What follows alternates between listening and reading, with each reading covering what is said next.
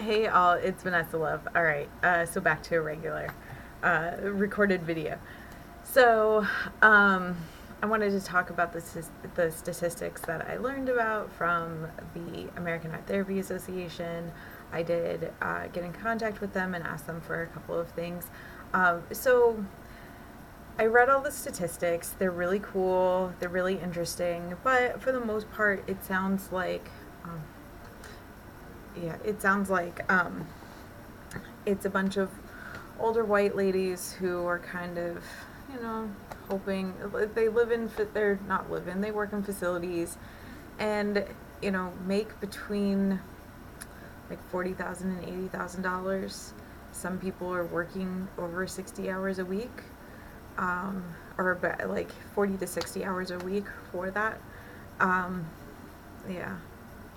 There's about, I think, 30% in private practice, but 70% in facilities. And I think that because of the way that I don't think that the schools are really keeping up with the demand, and just assuming that the demand is in facilities, that they're not actually teaching art therapists how to market themselves, how to write books, how to do a lot of different things. And honestly, a lot of the books that were written aren't so great. I mean, as much as I love Judith Rubin, her books are awful. She This is one of those things where I'm like, ugh. She finds what she writes so important that she bolds it herself. Like, she tells you what's important about that chapter when I was reading through it, I didn't find much of what she bolded as what I actually needed for class. I kind of got rid of that book quickly, and I know that she just retired a couple of years ago, and I'm waiting for some of the older ladies, also the founding mothers of art therapy, to retire as well, because I think they did as much as they could, and now the younger generation really needs to take over, and we have different ideas and different philosophies, and I think that really is going to mesh with but I think the older and the younger generations are going to butt heads, because we're all going to think about the different ways that we want to help the world and how we want to help the world, and that may not look the same way, which I think is unfortunate. So yeah, 90% women, like 80% white, mostly between 60 or between 50 and 60. Some people in their 30s. I'm guessing that like the people in their 40s aren't in aren't in art therapy because of maybe the recession or something. Maybe this is not a recession resistant, what is that called? Major. So maybe something did happen and there were less. And I'm finding out more stuff.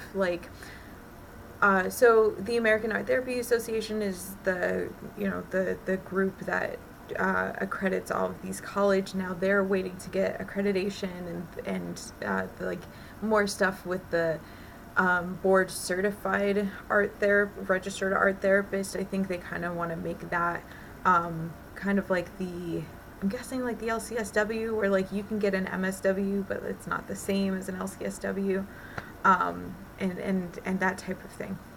So it seems like there's just such like this turnaround that like you have to pay attention to everything, and you can't trust that the people who are supposed to like help you with understanding, the people who are supposed to help you with understanding all of this stuff, that they wouldn't necessarily know that like they don't know everything. One of the things that I'm really, really, really frustrated about is the law that changed from 2016. I had questions about it, and that person that famous art therapist who had kind of like bullied me, like when she found me on YouTube, she was like, "Did you get your LPAT yet?" So she wasn't even actually informed of what was going on in Connecticut. We don't have an LPAT. We just have stricter laws for being called an art therapist, which means that you are either under the care of an art therapist, like you're receiving supervision and after you apply, blah, blah, blah. And so you're either being supervised or you have your ATR, and that's like a whole thing.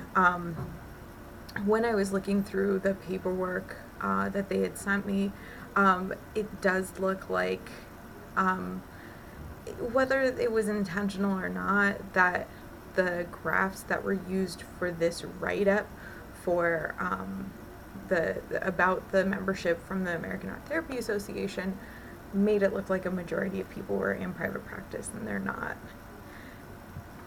So they also sent me, a map of like places that had states that had licenses, and when I looked that up just to see if maybe insurance was accepted for that license, it was actually not. So this goes back to that recognition in the field, not an actual license, and I think this is going to continue to be a problem. And I've talked to the Connecticut Art Therapy Association and said, like, the only reason that I would ever get an ATR is if I knew that it was going to be covered by insurance. And she was like, that's not how it works. Well, fuck.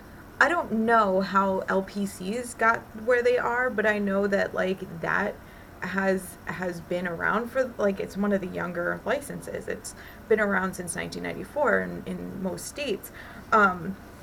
So, there was something that happened, and this, there was this push. Now it sounds like we're trying to push for a license for art therapy, and it's just really not working out in any capacity. And so I'm like, and so now it's still continuing, like, when you go to a grad school, it will be focused on your work at facilities. And what I find frustrating is that facilities rely on grants, they rely on money from the state, and like, if I've seen this a couple of times. The state gets money for a specific thing, and like, what was that called? The multidimensional family systems, the MDMS or something like that, multiphasic, MFDT, whatever it is. And like, they're like, our program is so great and blah, blah, blah. And, basically we got a grant and we went and studied this and we made sure that it was, evidence-based. And I'm like, yeah, that's really cool to have something that's evidence-based that you can get behind, but some of the stuff that's evidence-based just doesn't work for everyone. I don't know, like, how many times, what was that called? The Nurtured Heart approach? Nurtured Heart approach was not working in the facility where I was, or like, sometimes I find that, like, finding out about DBT, like, the skills book is wonderful, and like the person who wrote about it, she says that, like, people will just buy the skills book. Yeah, people will only buy the skills book because there's so much with DBT. It's not like you just go to a DBT therapist. You have to go to a group, and you have to go to a specific DBT therapist, and like, they make it so that it's expensive, and that it's like, like, if you are going to go, that you have to go in these specific ways. And like, I think that it's just not my style. It really isn't. And neither is really CBT. CBT, like, everyone wants that, and like, some judges are ill-informed about it, and they'll say, oh, you have to have it. Okay. Like, but I don't. Because, like, like, I can say that I am CBT qualified, certified. Like, there's no certification for DBT. There's CBT. DBT there is. CBT not so much. And so, like, like, oh, you have to be trained in this. Yeah, I'm trained in it. What is that going to do for you? Explain to me. Like, oh, it's just required by the judge. Let me fucking call this judge. Like, why do you, like, I mean, court cases are tough enough without having to, fit within a very narrow defined, like, version of therapy. that they want you to have. And I, there's just like, well, I don't know if I entirely agree with that. Obviously, I think some judges are stupid for being like, I don't know, send them to CBT. I'm like, well, that's great that the CBT community, really, really pushed and made it seem like that was the only way to do therapy, but that's not the only way to do therapy. And from my understanding, from Yalom's book, about the gift of therapy, like even Freud wasn't like a straight Freudian, so like he made a theory and then he kind of like did his own thing. So no one does like straight theory because it doesn't always work. And it definitely doesn't work for everyone. Even if it's evidence-based, there's going to be someone who's like, this just doesn't work for me. And there's a lot of stuff that I'm like, just doesn't work for me. So yeah, there's that part of it. And like, people will be, pushed to do by the state to do like these things that they're trained for. Because they have a grant and they want to spend the money. Okay. And then, the next couple of years there's a grant and then you get to spend more money on something different, and that's the push. And that's the next thing. And, it's a fad for a reason, right? So it's really, really tough. And I don't know where the future is going to be. It's like, it's so in flux. And, I had that negative interaction with another art therapist who's like, oh, are you new to the field? When I was new to the field, it was really confusing. And it's like, I'm not new to the field. It's just that the field keeps on fucking changing every couple of years. So it's really hard to actually follow along with what I'm supposed to be doing if I actually don't know what I'm supposed to be doing. And neither does a lot of other people. Or neither do a lot of other people, because, we thought we were all getting the LPAT. We didn't. How did that happen? Yeah, and there's all sorts of things about that. But yeah, there are a lot of states without a art therapy association. There's only 6 states that have like licenses for art therapists. There's, I think, an overall of like maybe 12 that have, any sort of regulation on it. So that's frustrating too. Yeah, I